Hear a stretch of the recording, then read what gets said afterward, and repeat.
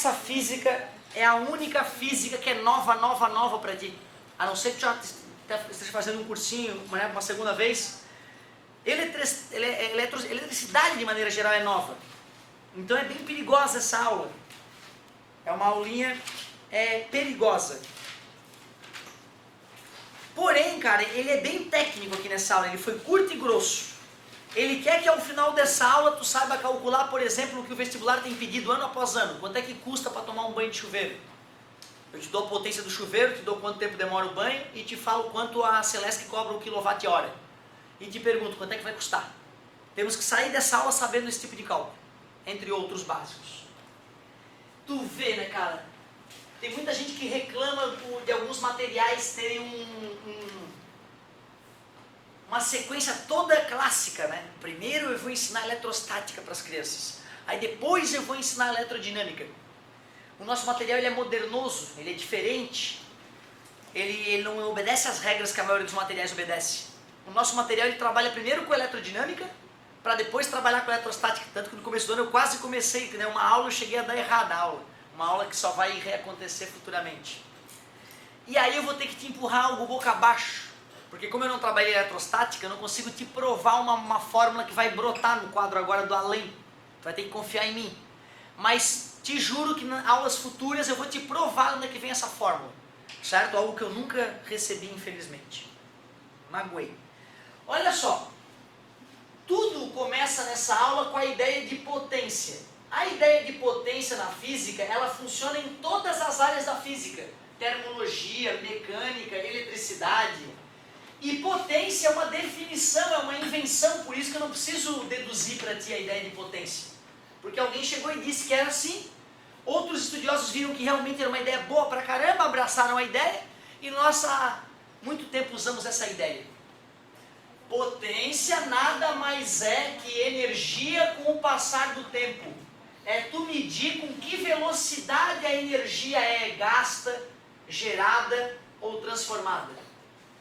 Como energia no sistema internacional a gente usa joule e como tempo a gente usa segundo, a unidade de potência ganha o nome de watt, em homenagem ao inventor da primeira máquina a vapor vendável, que dava para vender, que é o James Watt.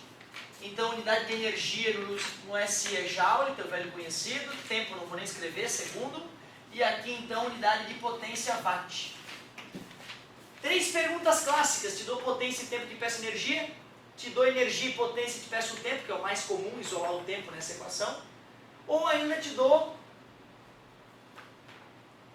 energia e tempo e peço potência, não sei se eu falei as 3. Te dou isso e isso, peço isso, potência e tempo, peço energia e tempo, peço potência, te dou energia e potência e peço tempo. Com essa fórmula é só isso. E aí pode ser criativo, né? Potência de uma máquina alienígena, né? e coisas bizarras. Esses dias teve uma questão de vestibular que eu fiz que pedia a potência para gerar uma nuvem de água. Dava a massa da nuvem de água, dizia que ela virava líquido, né? Ao subir, estava gasosa, e aí quando a temperatura esfriou, ficou líquido.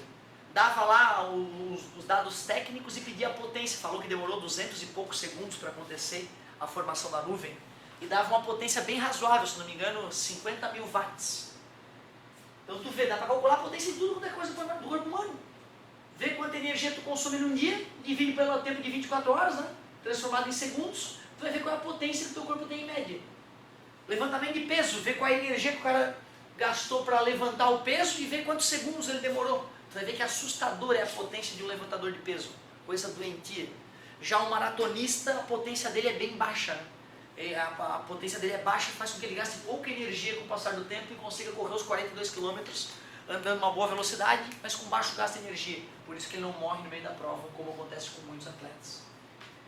Loucura! Tem nada de elétrica aqui por enquanto. Se nós estivéssemos forte em eletrostática, eu poderia usar a ideia de energia potencial elétrica e a ideia de potencial elétrico para fazer a dedução. Mas como ainda não chegamos lá, tu tem que acreditar em mim que potência elétrica, que eu deduzirei futuramente para vocês, ela pode ser calculada por P igual a V, que que é o símbolo que eu e a UFSC usamos para tensão elétrica, popularmente chamada de voltagem, termo que vem do inglês voltage, e que não teria tradução. A tradução certa seria potencial elétrico, multiplicado pela corrente elétrica. Esta é a potência elétrica, que não é uma definição. Ela nasce dessa ideia, mas eu gastaria toda a nossa aula para fazer essa dedução, já que ainda não sabemos o que é voltagem ou potencial elétrico. Tem materiais que no lugar do V usam U.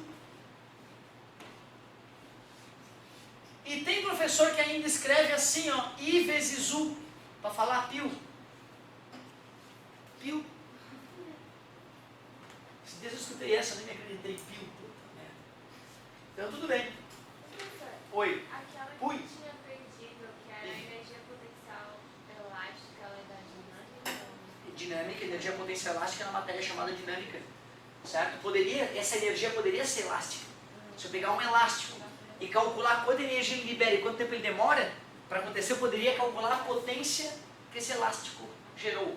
E seria razoável, porque ele é rápido, o elástico, né? Então quando o tempo é pequeno, acaba a potência ficando grande. É o que a gente faz para fazer um avião ser lançado num porta-avião, né? A gente usa uma máquina que armazena energia elástica em molas poderosíssimas, além de motores, né? E usa essa energia, essa potência imensa para fazer a aeronave em poucos metros atingir uma velocidade que ela já esteja voando, né? Quando acaba o navio. O Rui me contou umas histórias muito legais do porta-avião, onde ele já serviu. Muito massa. Ô galerinha, porém, eu te mostrei a definição de resistência elétrica há pouco tempo, lembra? V igual a R igual a V sobre I. Usando essas duas equações, eu posso isolar numa e vai nascer dois filhotes do amor entre essas formas. Olha que belo, que romântico. Está dividindo, passa multiplicando a decoreba satânica. Isolei o V numa, substitui na outra. Outra maneira de calcular potência, R vezes I vezes I.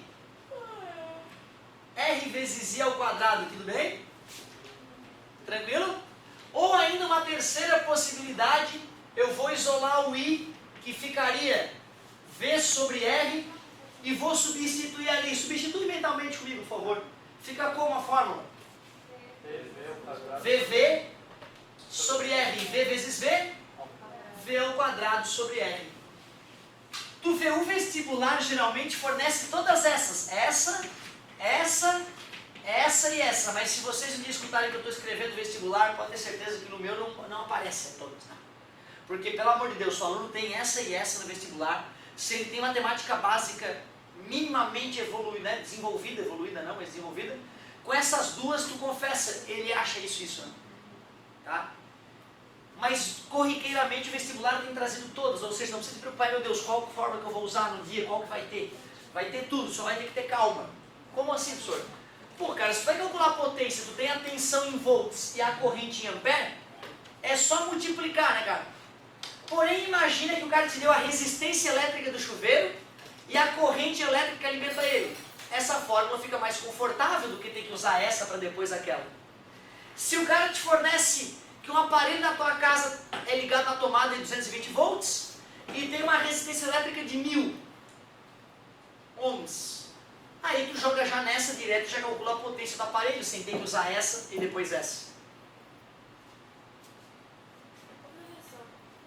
Embaixo a potência do aparelho, em cima a potência elétrica. Não, ó, todas essas potências são elétricas, certo? Essa é a que eu vou deduzir para ti futuramente. Usando esta fórmula que é potência elétrica com a definição de resistência elétrica, né? Eu isolei numa, substituí na outra, ou isolei numa, substituí na outra.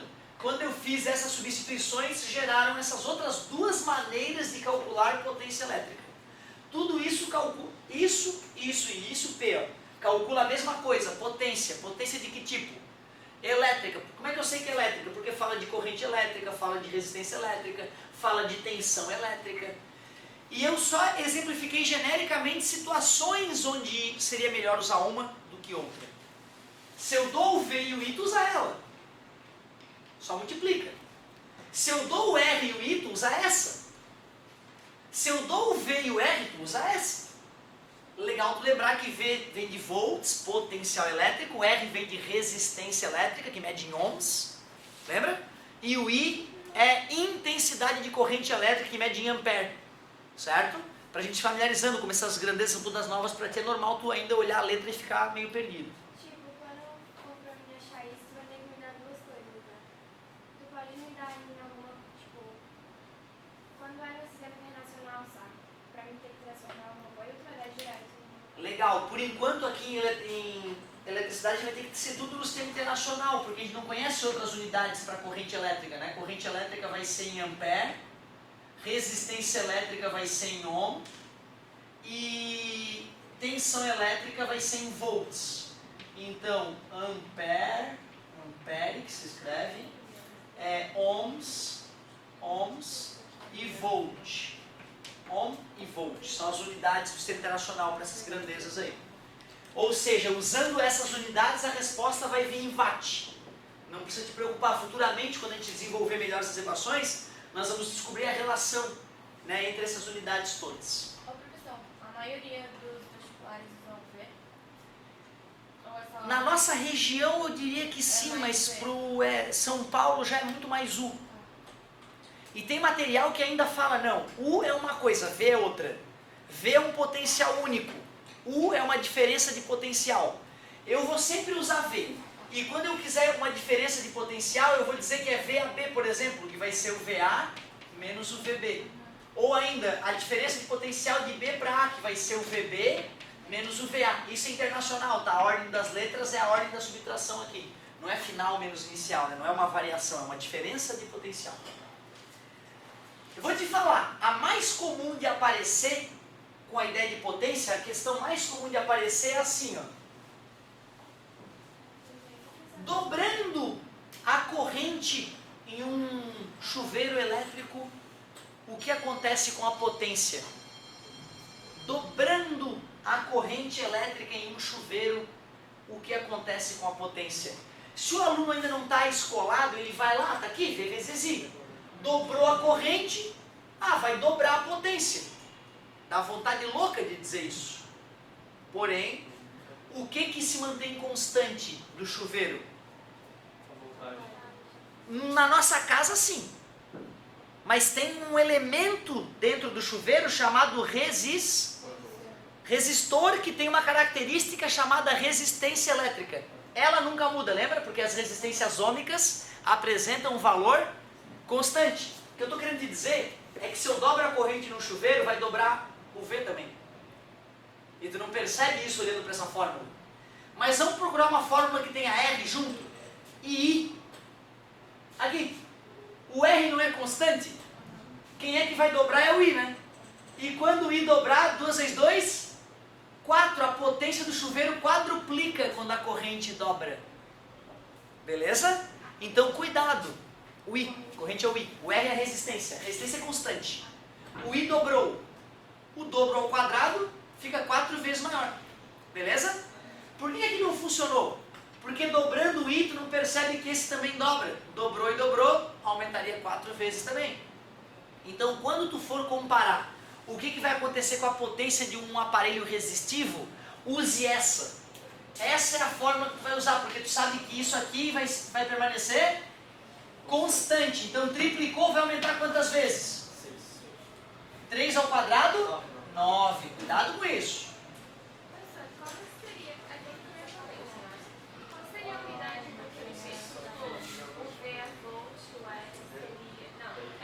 Bacana, bacana. Já que tu perguntou isso, ó, potência é watts, né?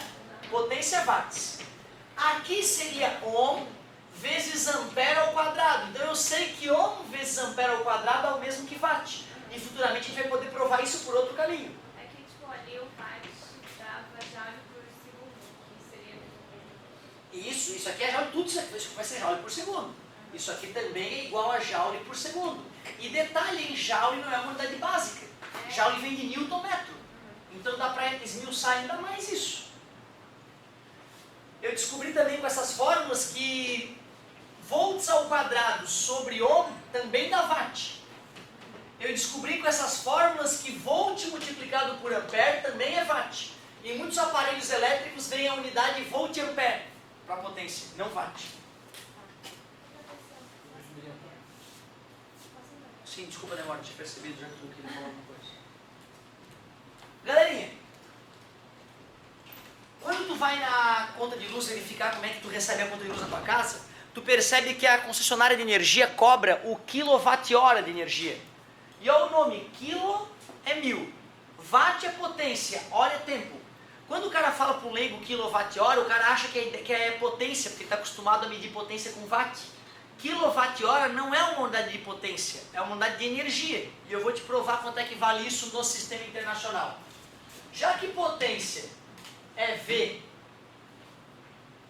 é energia com o passar do tempo, uma potência de 1 kW, de 1000 watts, durante 1 hora. Isso que é a energia de 1 kWh. O equivalente a um aparelho de 1000 watts ligado por 1 hora. Só para te provar que é energia. Então, é uma energia de 1000 watt vezes hora. Watt é sistema internacional, né, gente? E hora? Hora é sistema internacional?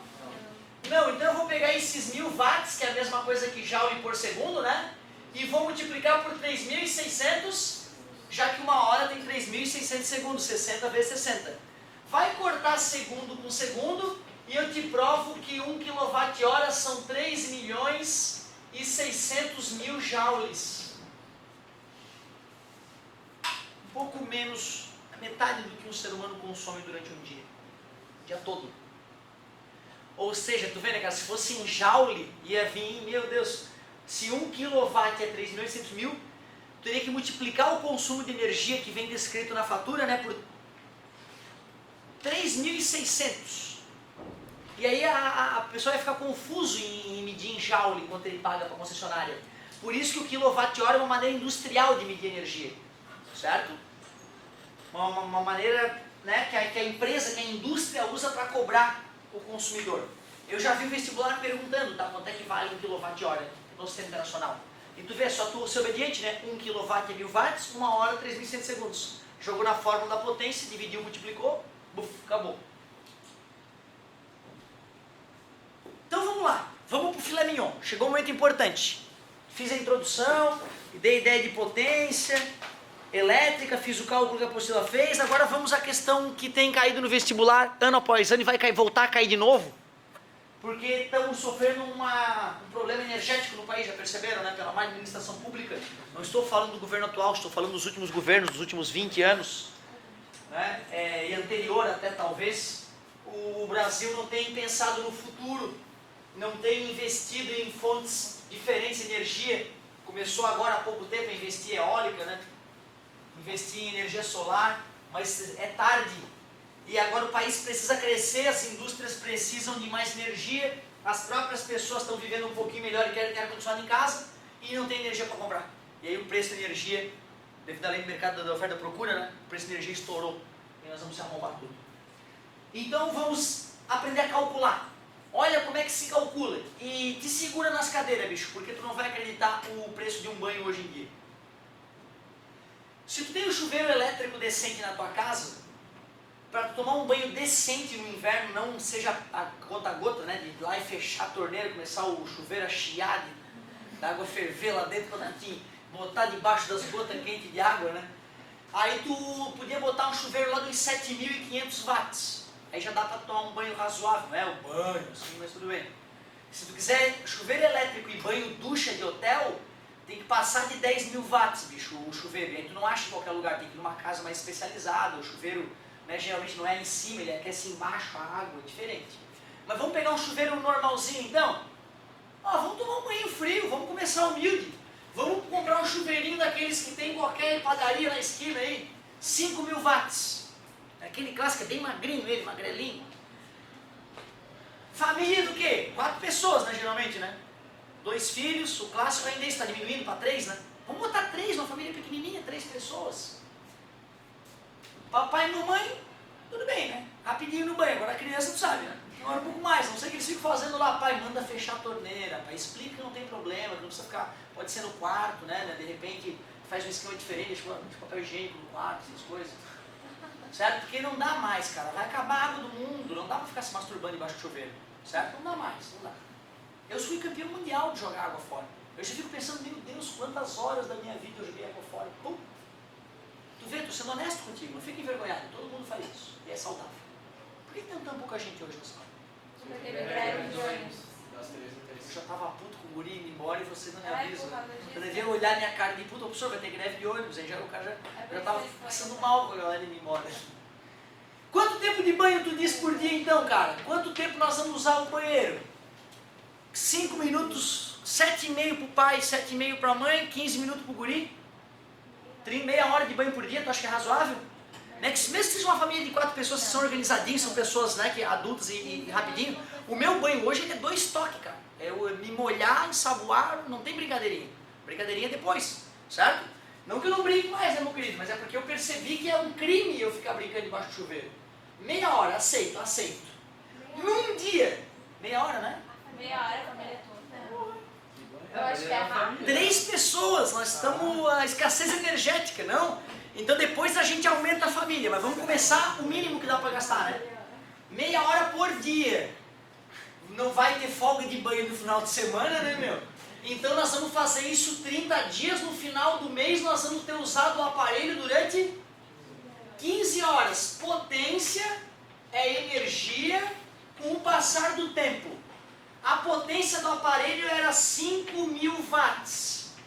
A energia que eu vou gastar eu quero saber, vamos deixar o watt ali. E o tempo que eu fiquei usando são 15, só pro chuveirinho meia boca. Ligado no modo inverno, tá? No modo verão ele pode ir para 3.000 watts, para não desperdiçar energia. Ou tu deixa no modo inverno e a tocha de água, né? Que fica gostoso também o banho, mas né, o preço é caro. 5 vezes 15 dá 75, com 3 zeros 1.000 watt-hora. Só que a concessionária me cobra em quilowatt-hora, é só dividir para 1.000, deu 75 quilowatt-hora só para banho, ignorando todo o resto. A luz do banheiro acesa, por exemplo, o aquecedor no inverno para deixar o ar do banheiro minimamente aquecido e tu não infartar na hora de sair do banho, né, cara, de se secar rápido para aquecer com a musculatura. Tu olha a tua fatura quando chegar em casa. Eu não sei atualmente quanto é que está o preço do quilowatt-hora. E para estimular as pessoas a gastar menos, o governo cobrar, se tu gastar até 100 kWh, eu vou te cobrar só 30 centavos o quilowatt-hora.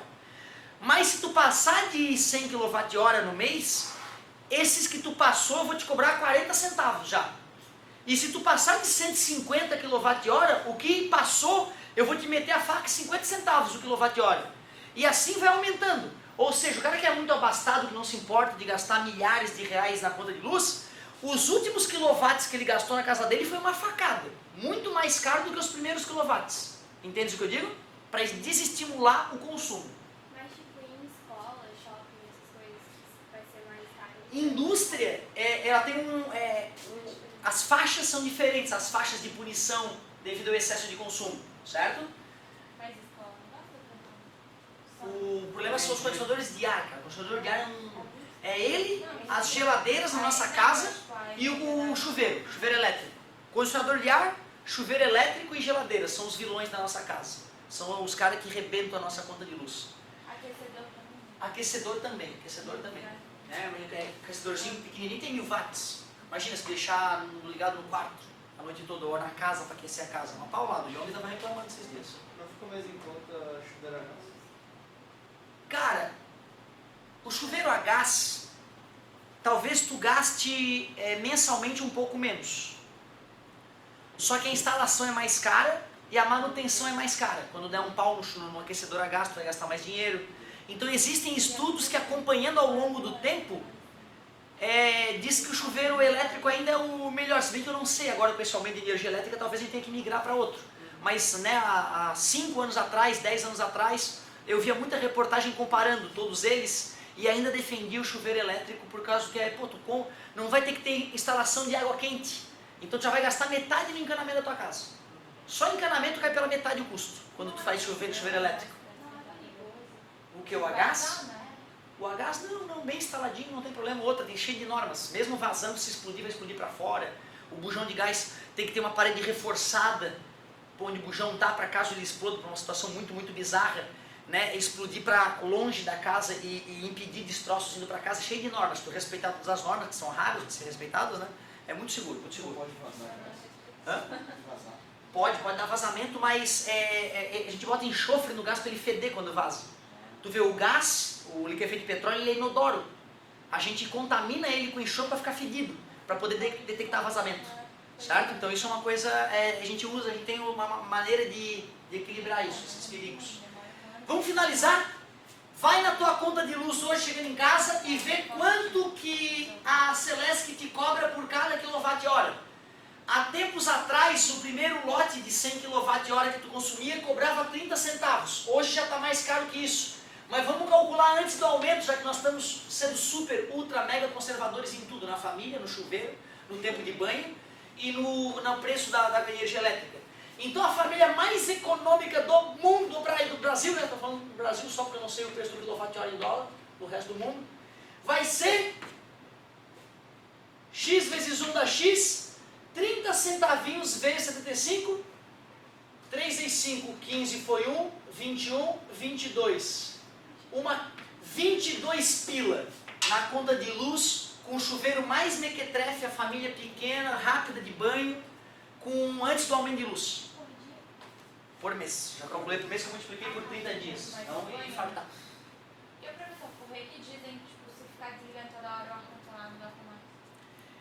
O ar-condicionado, o gás refrigerante que flui por ele é vaporizado aqui dentro, e quando uma substância vaporiza é uma reação endotérmica, né, por isso que esfria.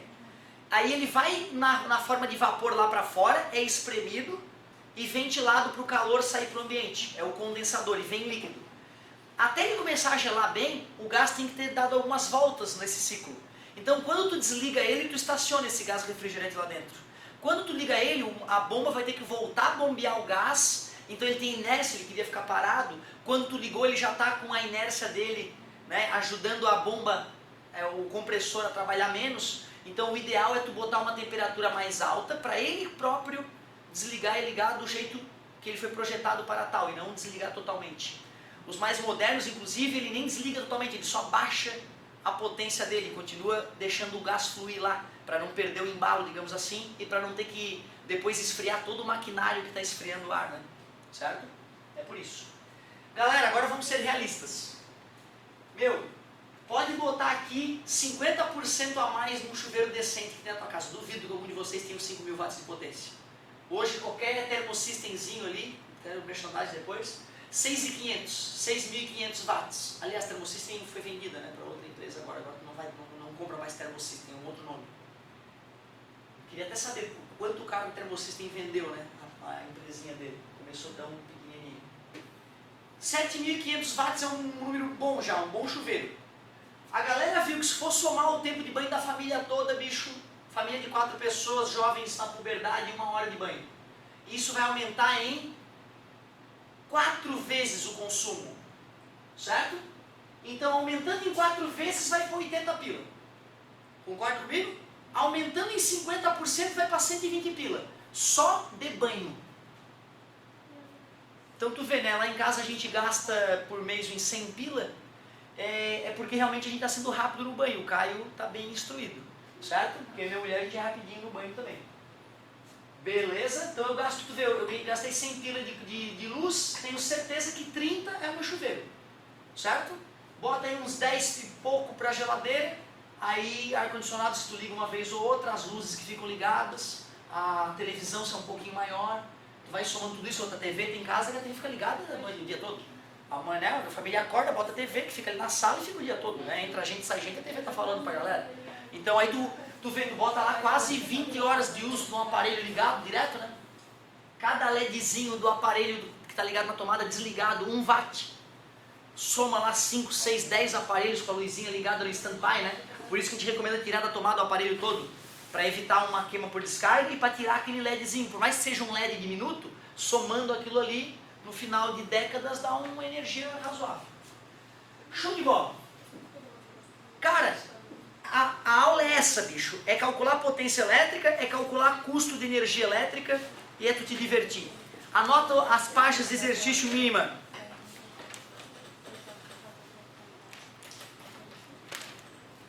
4 e 5, ó. A 4 uma questão mais básica, 3 de aperfeiçoamento, ó, os custos ali, tudo de custo. É exatamente o que eu fiz aqui. Ah, talvez numa delas eu já olhei ali, ó, o cara não vai te dar potência, vai pedir para tu calcular a potência para depois finalizar assim, nada demais, um passo antes só. Então eu acho que página 4 e 5 é de bom tamanho. Se tu te empolgar, né, tu faz a 6 que tem a discursiva. Tentou fazer a 1, quebrou a cara, a 408. Então de repente vai, volta, faz o primeirinho, faz o segundinho, o modelo Enem mais calmo ali, para fazer a assimilação. E eu ainda tenho um tempinho. O modelo Enem é mais calmo. Cara, para fazer conta sim, entendeu? O modelo Enem ele pede para tu raciocinar mais, não fazer conta. E eu acho que o maior problema da física pra galera é quando tem que fazer conta, né? Tem gente que é fera em exercício teórico de física, pensa muito bem e falha na parte matemática. Eu acho que é mais comum isso do que o meu caso, que eu era bom de fazer conta, agora quando tinha que interpretar me arrombava todo. Né? Eu acho que é mais raro de acontecer. A segunda aula do volume 2, que já é a quinta aula da Física C, quase não dá para acreditar o que ele fala no começo. O que ele fala no começo é o seguinte: se tu liga um aparelho de 110 volts em menos que 110 volts, ele queima ou não funciona? Não funciona. Porque ele foi feito para aguentar 220 volts, só está recebendo 110. Não tem por que ele gerar calor e queimar. Ele só vai funcionar aquém do que deveria. Uma lâmpada de 220 volts conectada em 110 volts, ela brilha mal e porcamente. Um aparelho de ar-condicionado, ele nem vai nem gelar. Ele começa funcionando e depois cai o funcionamento dele porque ele não recebe a energia necessária. Um computador talvez não dispare, né? A fonte dele não vai aceitar jogar energia para a placa-mãe para ressuscitar o computador. Mas não vai acontecer nada. Ou seja, se tu for para Curitiba e tu não sabe se a tomada do hotel é 110, 220, tá escrito o aparelho 220, pode tacar na tomada. Não vai queimar, eu te garanto. O máximo que vai acontecer é não funcionar. Tranquilo? O que acontece se eu pego um aparelho 110 e tasco na tomada 220? Frita.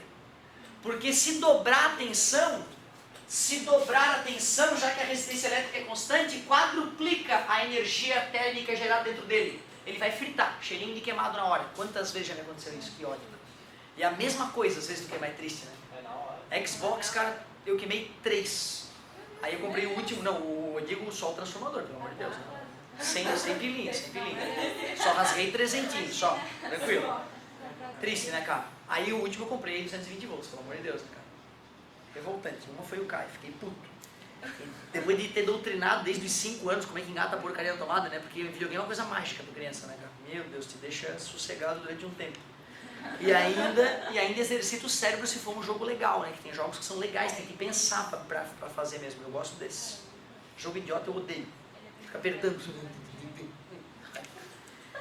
Então, assim, a primeira brincadeira dele foi essa.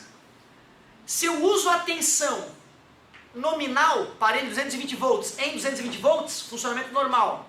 Aparelho 110 volts em 110 volts, funcionamento normal. Se for acima, queima. Se for abaixo, não funciona. Beleza? Que é bem lógico, né? Até intuitivo, se tu for parar pra pensar, né? Eu tascar mais energia, eu queimo o sujeito. Botar menos energia, ele só se recusa a funcionar. Tem um exercício aqui que é um negocinho tipo unidade, tá? M e A Z. O que é isso? Miliampere. Em qualquer coisa, o Mzinho antes da unidade vai significar 1000 vezes menos, tipo milímetro, mililitro, miligrama. Desculpa. Não deu certo. Tu colocou 10 na menos 3? Não, tem que multiplicar por alguma coisa? Tu pega aquele valor e divide por 1000. Ah tá, é porque tipo é 30 dividido por 120, sabe? É tipo 0,1. Isso, 30 dividido por 120. Mas o que era o milho? Era o 30 ou era o 120? Era 30 volts Aham. e 120, não, era 120 volts e 30, Miliampere. não, depois isso. Potência. É, Aí pediu em Pediu milhão. certo? Pediu em miliampere. Se deu em miliwatt, se pediu em miliampere, tudo bem, está multiplicando, não está dividindo. Olha só. Os professores só. Vou fazer um exemplo aqui, ó. Não, ele dá 30 watts. Não, trabalho. Então tu calcula normal. aí depois tu multiplica por 1000 para passar para miliampere. Beleza? Foi só isso. Como é que passa de metro para milímetro? 1 metro tem 1000 milímetros, multiplica por 1000. Como é que passa de litro para mililitro?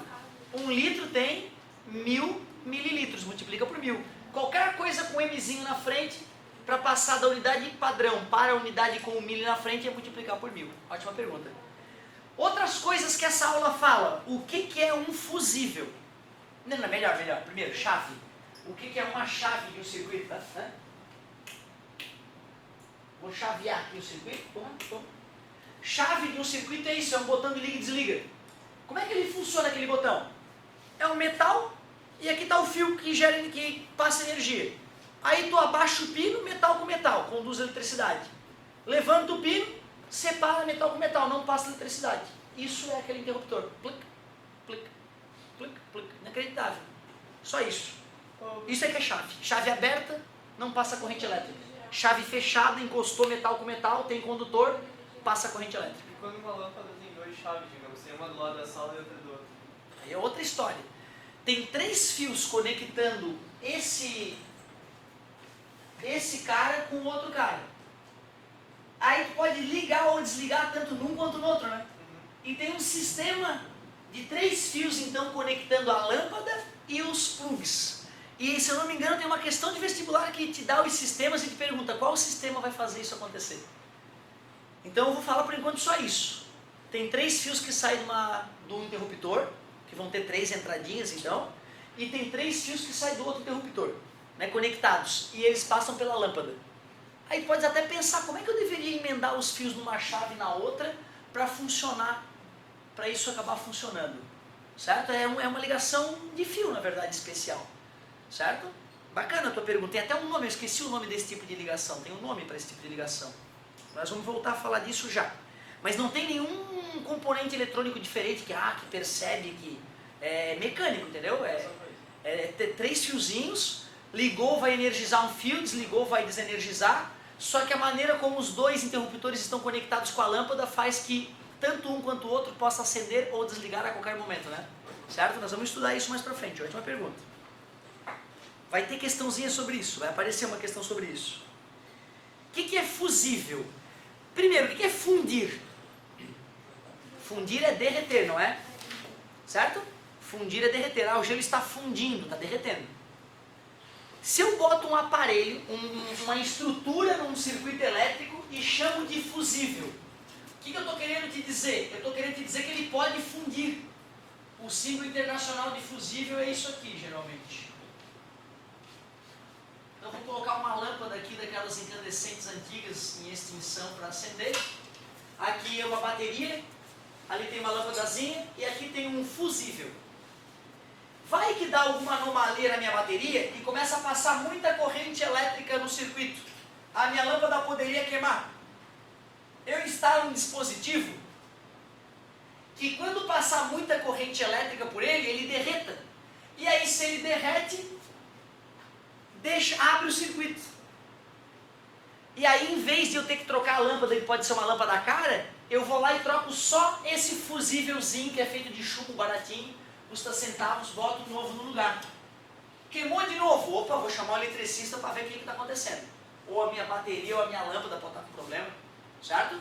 Então fusível é um pedacinho de fio que pode fundir, fusível, que pode derreter, e eu calculo para que corrente elétrica ele vai derreter.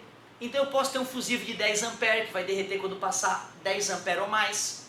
Vai ter fusível de 5 A, com 5 Azinho ele já derrete. Vai ter o fusível de 80 A, de 100 A, de 1000 A, que só vai derreter quando passar 1000 A por ali. Tem os de carro, né, que são umas coisinhas plásticas coloridinhas, com 2 dentinhos metálicos aqui. Se tu for olhar ele, vou trazer na manhã, eu quero ver se eu trago um para ti. Não sei se não está em Bituba meus fusíveis. Mas ó, tem um fiozinho bem fininho ali dentro, que é o cara que derrete. As cores são para o eletricista, para o técnico, né, em eletricista de carro, ele pela cor ele sabe qual é. O vermelhinho é 5 A, o azulzinho é 10 A, e assim por diante, tem uma tabelinha internacional de cores. Aí só pelo olhar ele sabe, me vê um de 5 A, puf, bota no lugar. Certo? Onde está outra maquininha que tinha de... Exatamente aquilo. É aquele fusível. Aquilo é um fusível de carro, mais moderno. Antigamente eles não eram assim, eram diferentes. Tem uns 5 lá em casa. Que é fusível. Se tu tiver um para trazer amanhã, só para te mostrar pra galera o que é. Antigamente eles eram assim, redondinhos, ó. Eles eram assim, eu cheguei a ver alguns desses. Agora é muito raro a gente achar esse tipo de fusível. Mas dentro de aparelhos, às vezes, quando queima, tu manda para eletrônica, eles trocam um fusívelzinho lá e te cobram 15 pila. E gasta 30 centavos. É real, que é muito simples. Tu abre o aparelho, foi fusível. Uma vez eu deixei meu carro na concessionária, 3 dias, para os caras detectarem que tinha um fusível da bomba de combustível que tinha queimado. Custou 50 pila. Dá para acreditar que era um fusível de R$2, de R$3, 3 dias, os mecânicos trabalhando, é inacreditável a competência do mundo, né? Fusível. Por que a gente usa chumbo para fazer o fusível? Porque o chumbo tem baixo ponto de fusão, ele derrete fácil. Ah, professor, faz de estanho. Aí ia ter que usar muito estanho, ia ter que deixar muito grosso o fusível. Estanho ele derrete ainda mais fácil que chumbo, então não pode ser uma coisa que derreta tão facilmente também. Por isso que o chumbo é uma das substâncias usadas. Antigamente, na caixa de luz da casa das pessoas, não tinha um monte de interruptorzinhos com liga e desliga, interruptor quadradinho, pretinho, sabe? Eram fusíveis. Quando dava problema na energia da pessoa, pela concessionária ter errado, por exemplo, um transformador estourou, a tensão aumentou muito, e aí para não queimar os aparelhos da casa da pessoa, os fusíveis fundiam abrindo o circuito. O dono da casa tinha que ir lá na caixa de luz com os fios expostos, pegar o fusível com cuidado, tirar ele da caixa de luz e colocar um novo, gerando um certo risco para o usuário. E aí então, com o passar da tecnologia avançando, a gente desenvolveu um disjuntor. Juntar, disjuntar.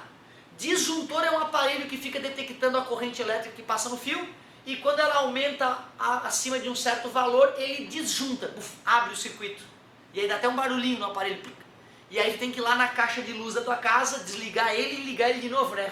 Rearmar o disjuntor, o que não oferece risco para o usuário, a menos que ele esteja molhado, né? E aí, claro, se todo molhado vai mexer, escorre um pouquinho de água condutora para dentro do disjuntor, tu pode tomar um choque e morrer no disjuntor. Mas é muito mais raro isso acontecer do que com fusível. Então, o disjuntor, ele tem o mesmo trabalho do fusível, que é abrir o circuito elétrico quando alguma anomalia acontecer. Só que ele tem um botãozinho que tu vai lá e arma ele de novo sem ter que substituí-lo. Ah, professor, mas meu pai teve que contratar um eletricista para substituir um disjuntor. Os disjuntores podem dar problema com o passar do tempo, certo? Ou para baixa qualidade, ou por erro de fabricação, ou por uso mesmo. Botou um chuveiro muito potente num fusível menos, né, de baixa corrente elétrica, e ficou desarmando tantas vezes que o mecanismo de armar e desarmar se desgastou e começa a desarmar muito cedo, muito antes do normal. Isso pode acontecer.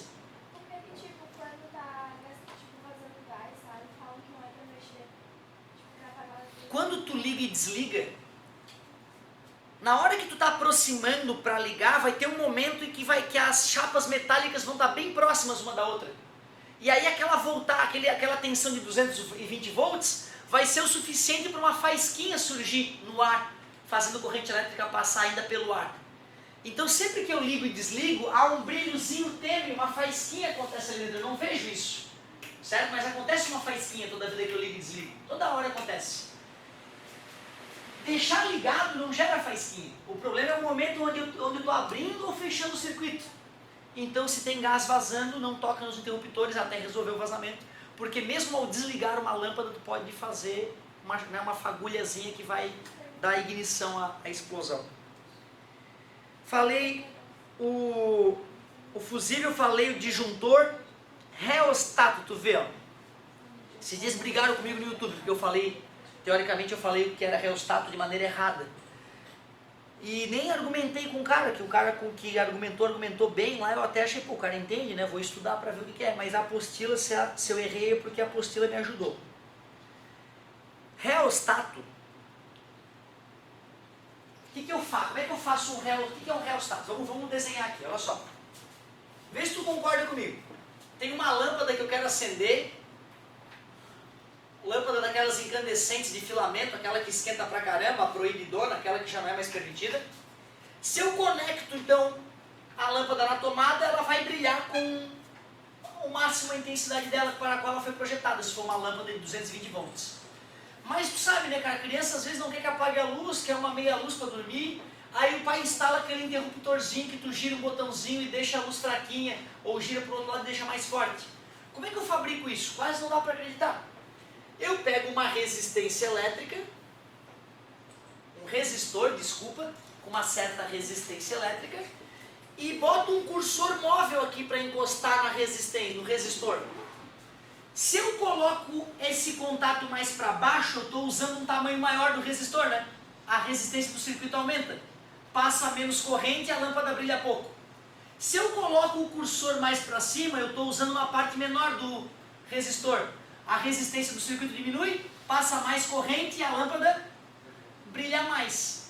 Então o reostato, de acordo com a apostila, é esse dispositivo que possui uma resistência elétrica variável, que pode ser maior nessa posição, porque aí eu uso a resistência toda, ou pode ser menor quando, por exemplo, eu estou nessa posição, porque eu só estou usando esse pedaço todo, vai ser ignorado, né? Não vai ter corrente elétrica passando por aquele pedaço do fio, certo?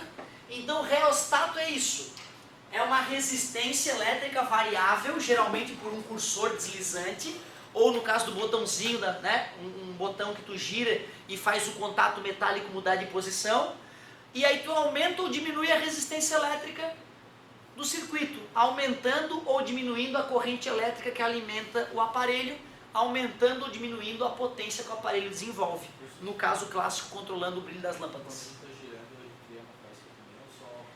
Legal, depende. Se for, imagina um fio bem lisinho e um contato metálico bem lisinho, se eu só deslizar sem desencostar, não vai gerar faísca. Mas tem reostatos que são bem rugosos e o contato é bem fininho. Quando eu vou passar de uma rugosidade para outra, ele pode dar saltinhos, gerando um pouquinho de faísca. Um reostato que eu acostumado a brincar era do Autorama. Não sei se Autorama não é da época de vocês, eu acho, né? O pai comprava lá um kitzinho nas Americanas, tu montava uma pistinha que tinha 2 contatos metálicos, os carrinhos elétricos iam em cima do contato metálico, e tinha uma pistolinha para cada criança ficar esmirilhando os carrinhos na pistinha. Massa pra caramba, cara, tomei muito choque naquela porcaria. Porque aí uma vez eu fui pra Joinville, lá a cidade era mais desenvolvida na época, e tinha centro de Autorama. A gurizada ia pra lá e viciados os guri, né, cara? E eu com a Autorama de plástico de casa, cheguei lá e só ficava a ver navios, né? E aí eu sabia que os caras pegavam o motor, o induzido de um motor e instalavam em outro motor, para o motor ficar turbinado, que era proibido de usar nas corridas que eles faziam, mas cheio das mutretas. O que eu percebia naquela pistolinha de apertar?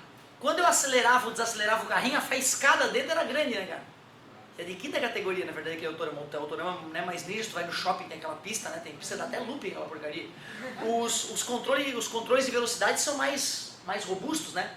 Aquele lá era o que é? Se tu abriu um daquele, eu abri, né? É um tubo de PVC idiota, um fio de cobre enrolado e uma haste metálica de quinta categoria passando por esse fio enrolado. Quando tu ia de um fio para o outro, né, cara, tu saltava um espaço em aberto e a faiscada era grande. Tanto que depois de horas brincando, aquela coisa começava a aquecer, começava a feder já, plástico queimado. E a gente não desistia, continuava. Quando não pegasse fogo aquela porcaria, a gente não parava de apertar aquilo. Então tu vê, tem reostato como esses do Autorama de quinta categoria que sai a faiscada. Agora, se o cara bota isso no quarto da criança, a criança não vai querer desligar a luz. Para quando eu giro ali, eu escuto o barulho e sai um brilho dali. Então aí o cara já não vai mais querer brincar, certo? Por isso que alguns reostatos tem que ser mais bem feitinho para não faiscar. É isso aí. E deu, cara. Essa é a aula 5 da Física C. Cadê a conta, professor? Não tem conta. É saber quando a gente bota tensão maior queima, tensão menor não funciona, tensão correta funciona. Para proteger os aparelhos eu posso colocar uma parte do circuito que derrete, chamada fusível, nome justo pra caramba, o cara que pode fundir, fusível. E com a aumento da tecnologia apareceu o disjuntor, que faz o mesmo papel do fusível e não oferece tanto risco para o usuário quando eu vou reconectar. Preciso comentar. Tem disjuntores que são de alta sensibilidade, que detecta, por exemplo, uma pessoa tomando choque. Quando uma pessoa está tomando choque numa tomada, tu altera o padrão como a corrente elétrica da casa vai funcionar. E se tu bota um disjuntor desse de alta sensibilidade, ele detecta essa anomalia e desliga a energia da casa toda para, né, aumentar a chance de salvar a pessoa. Não é esses pretinhos clássicos que tu compra em qualquer lugar. É mais caro, é mais raro de achar, mas ele tem essa capacidade de repente salvar um filho dele que poderia morrer eletrocutado. Ele detecta essa anomalia, esse consumo de energia, né, anômalo, e consegue desligar. Tem disjuntores que são ultra rápidos. Por exemplo, uma empresa comprou um aparelho, um computador de $1 milhão para fazer a sua central, né, de processamento de dados. Tu não pode engatar um computador de $1 milhão na tomada, né, pô? De qualquer jeito, não é botar na tomada, não. Tu vai ter no break, tu vai ter um disjuntor especial que se qualquer oscilação da corrente elétrica tu para de usar a rede da Celesc que usa o teu no break, certo? Até a rede elétrica ficar estável de novo e tu voltar a usar ela. Ou seja, tem disjuntores que são industriais para proteção, inclusive, da própria rede elétrica. Tu imagina se de repente eu queimo um transformador de R$100 mil em algum lugar, em alguma estação. Isso é um prejuízo para a Celesc. Então ela bota disjuntores industriais que detectam anomalias na rede elétrica e desarmam quase instantaneamente, protegendo equipamentos caros. Na nossa casa, geralmente não tem nada muito absurdo para queimar, né? Tu bota disjuntor normal. Meu pai, eu lembro, antes de falecer, ele tinha dado 2 temporais e ele tinha perdido uma TV e vários outros aparelhos. E aí ele se indignou, né? E não queria mais correr esse risco, mandou instalar esses disjuntores de alta sensibilidade. Mesmo assim a gente teve problema depois, não com tantos aparelhos, mas com outro aparelho. Então tu vê, né? Mesmo disjuntores mais sensíveis podem falhar. Fala, meu amor. Botar o dedo na tomada vai achar que... Um dedo só e um dos plugs da tomada estando calçado com algum material isolante, não encostando em nada mais, não. Então assim, meu solado é emborrachado. Mesmo que eu encoste no que a gente chama de fase da tomada, eu não vou tomar choque. Porque tem por onde a corrente elétrica entrar, mas não tem por onde ela sair. Não tem por onde ela fluir. Então eu estou isolado de choque. Eu já tentei, mas ele sempre fala, não bota ele entrar. Isso. Não, eu botar assim, ó, eu não gostaria que tu fizesse isso, porque de certa forma se acontecesse alguma coisa, pelo por exemplo, eu estou usando esse tênis desde as 5 da manhã. Geralmente ao meio-dia eu tiro, passo um talco e tal. E hoje eu não fiz isso. Cara, meu pé está suando aqui. Então a minha meia está úmida. É possível que essa borracha esteja úmida e não perceba. Com suor, que é condutor. Então, vou fazer uma demonstração para vocês. Olhem como eu não tomo choque. Puta que merda, meu sapato está condutor. Tá entendendo? Então por isso que eu não gostaria que tu fizesse. Mas eu lembro, a primeira vez eu vi um tio meu arrumando um fio. Ele pegou um cobertor, botou em cima da escada metálica. E com um fio energizado ele foi lá e descascou o fio e começou a encostar no fio. Ô tio, que é isso? Estás louco? Aí ele me explicou, não, quando eu botei o cobertor aqui na escada, eu isolei a escada, que era metálica, como eu estou em cima do cobertor, não tem como a corrente elétrica fluir para o chão, então eu posso encostar no fio energizado sem tomar choque. O cara que limpa fio de alta tensão, o fio que traz energia lá de Tubarão, Jorge Lacerda, termoelétrica para Florianópolis, tem cerca de 700 mil volts. Aí chega na hora de limpar o fio, porque o fio vai acumulando sujeira, né? E eu tenho que estar limpando essas junções para não ter mau contato, né? Ou contato do fio com o poste que está encostado no chão. Então tem que contratar um cara que vai limpar esse fio. Não dá para tu falar, pede para a galera de Florianópolis dar uma seguradinha que eu vou desligar Florianópolis. Não existe isso, uma cidade de 300 mil habitantes, tu cortar a energia elétrica dela toda. Só se for uma anomalia como aconteceu na época do apagão, né? A galera foi consertar os cabos de energia resfriados por óleo debaixo da ponte com liquinho. E estava vazando óleo, não precisa falar mais nada, né? O óleo pegou fogo com liquinho, coisa de mané, né? Podia levar uma lanterna, bicho, acabou. Mas não, vou levar, traz o liquinho aí que nós vamos ver. Ah, tá espirrando óleo, não dá nada, vamos consertar. O óleo sendo borrifado no liquinho, pegou fogo naquela porcaria, queimou aqueles cabos caríssimos, tudo debaixo da ponte. Ficamos não sei quantos dias sem luz aqui em Florianópolis, né? Prejuízo para os supermercados, tudo apodrecendo nos freezer, né? Quem não tinha gerador próprio. Foi um pandemônio. Isso foi quando? 2002, 2003, por aí, né? Foi um pandemônio. Liquinho, desculpa, pomboca. Pomboca não? Isso, tem o bujãozinho de gás embaixo, tem a camisinha ali de pano. O gás passa pela camisinha de pano, umedece a camisinha de pano, o cara liga o pipoqueiro. O pipoqueiro ele usa liquinho para iluminar a pipoca dele. Certo? Pomboca é mais divertida, né, cara? Pomboca, geralmente pomboca era com óleo de baleia, né? Ou com querosene em vez de gás. Certo? Mas pomboca é divertido. Onde é que eu estava? Ah, cabo de alta tensão. 700 mil volts. Desliga São Paulo que eu vou limpar o cabo. Tu pega um sujeito com um helicóptero, ou limpador de cabo. O helicóptero estava em contato com o chão. Por definição, a gente diz que a tensão do chão é 0 volts. Aliás, né, lembra que eu falei se tu tocar no energizado, né? Tem dois plugs da tomada, né? Um é o fase, que é energizado, que está conectado com a geradora de energia lá em Tubarão.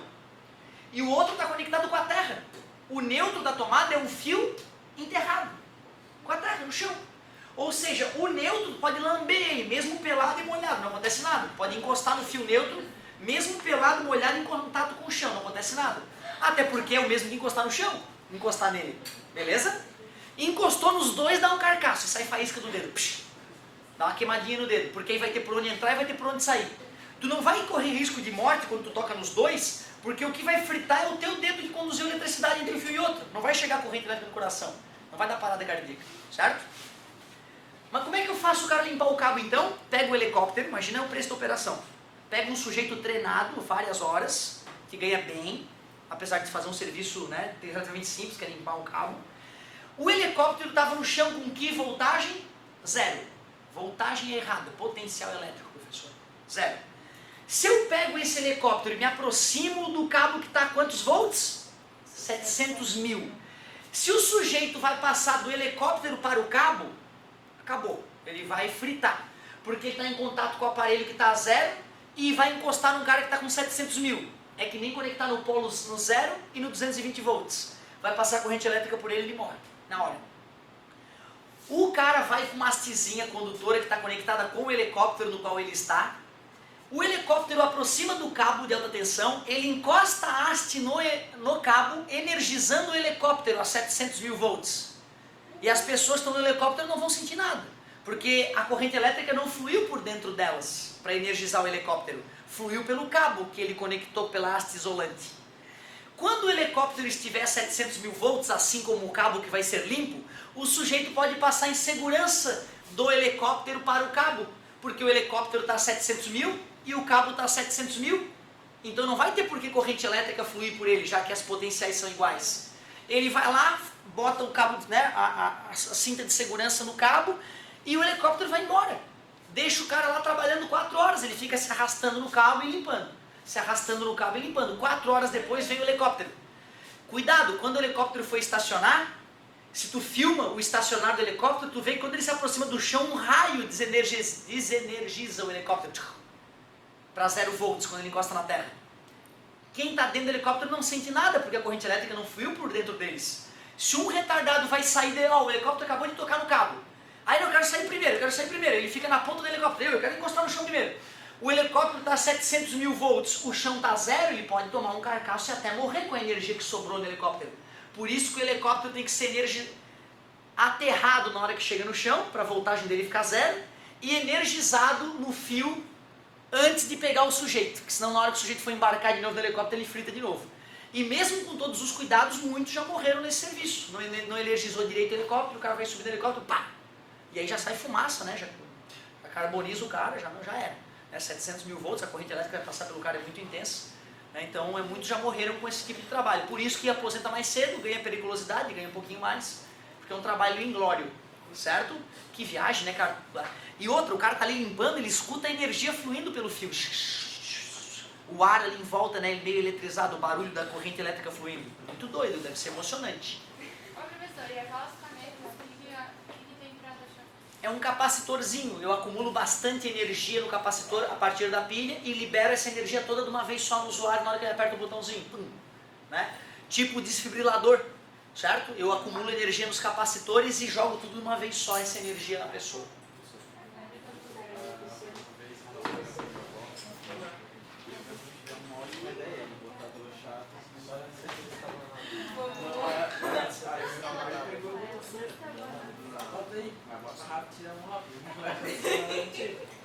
Aí eu trouxe aqui pra voltar.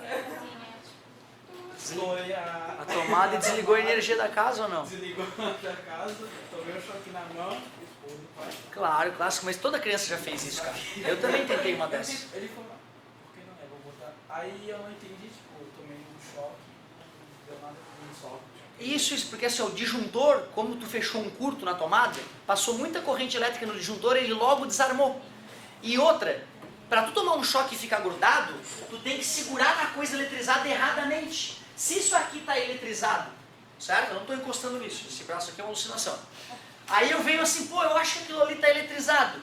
Se eu testo assim, ó, quando eu for tomar o choque, meus músculos vão se contrair, minha mão vai fechar e vai grudar por isso. Não é porque a energia elétrica te gruda nas coisas, teu músculo te gruda nas coisas. Então tu acaba tomando choque e vai se encolhendo e morre agarrado na coisa. Por isso, quando alguém encosta, daí também. por isso que o cara, vou te salvar, que nada, vai te salvar enquanto tá tomando choque. Na hora que tá tomando choque, por mais que teu cérebro queira soltar, o músculo descontrolado pela corrente elétrica externa que está fluindo, ocorre um processo chamado tetanização do músculo, que é a contração máxima do músculo. Por isso que assim, pô, eu tô em dúvida se vai dar choque ou não. Eu encosto assim, ó, porque quando eu encostar assim, o choque vai fazer o meu bíceps se contrair, que é mais forte que o tríceps, e vai fazer a mão se contrair. E aí o choque me afasta do lugar. Então, pô, não, acho que tu vai dar choque isso aí, tu encosta com essa parte da mão. Se der um choque, vai ser um choquezinho rápido e o teu corpo vai te afastar do lugar, beleza? Então a história de que a corrente elétrica te gruda é um delírio, é o músculo que te gruda, é que tu te agarrou mesmo na coisa e ficou agarrado na coisa. Outra, não, professor, o cara tomou um choque e saiu voando, caiu 2 metros para longe. A energia elétrica repele o cara. Quando ele tomou um choque, numa região de alta tensão, passou tanta corrente elétrica por ele que ele aqueceu por efeito Joule. E o ar ali em volta aqueceu também. E o ar, quando se esquenta, tende a se e é a expansão do ar aquecido que jogou o cara para longe, não foi a eletricidade que repeliu. Então tu vê que loucura, bota vídeo depois na internet, choque e alta tensão. Tem uns que não dá para acreditar. E é chocante mesmo. O cara cai fumegante no chão, sabe? O cara vai lá, toma um choque, dá aquele clarão, cai lá longe e cai já fumegante. Cai em fumaça, cozido já. Bem foda. A geladeira tem que estar com algum problema, né? Ou não? Para dar dando choque? Todo aparelho em que o usuário pode entrar em contato com ele tem um fiozinho verde e amarelo fininho que sai de trás dele. Aquele ali é o chamado fio terra, que era para ser conectado à terra. Assim, qualquer excesso de energia que atingisse a superfície externa do aparelho iria para a terra e não para ti. Mas a maioria das pessoas não está nem aí para o fio terra, aquele fiozinho verde que salva das pessoas. Deixa esse fiozinho idiota aqui, porque o aparelho funciona normal sem instalar o fio terra. Então, na verdade, sem instalar o fio terra, qualquer umidade a mais, qualquer conexão errada no aparelho deixa a superfície do aparelho energizada. E aí tu sente um choquezinho no aparelho. Não é bom sinal. O ideal é mandar instalar o aterramento, que aí o aparelho não dá choquezinho pequeno nem grande. Certo? Fica mais seguro. Beleza? Outra coisa comum é o eletricista usar o próprio neutro da tomada que já está aterrado. O eletricista sabe disso, né? A Celeste já aterrou o neutro na chegada de energia. Vou aterrar ali mesmo. Mas vai que o neutro da tua casa deu problema. Ou o neutro da Celeste, o aterramento da Celeste falhou. Aí tem um segundo aterramento, salva a vida da família. Por isso que é importante a galera ter consciência na hora de instalar os aparelhos e instalar o fio terra adequadamente, porque diminui a chance de choque elétrico enormemente. Galera, muito obrigado pela atenção. Exercício dessa aula altamente teórica, página 11 e 13. 11 e 13. Tá gostando da brincadeira? Faz o discursivo também, por que não? Valeu, galerinha. Estamos agora em associação de resistores, depois de corrigir muitos exercícios na aula que vem. Até mais.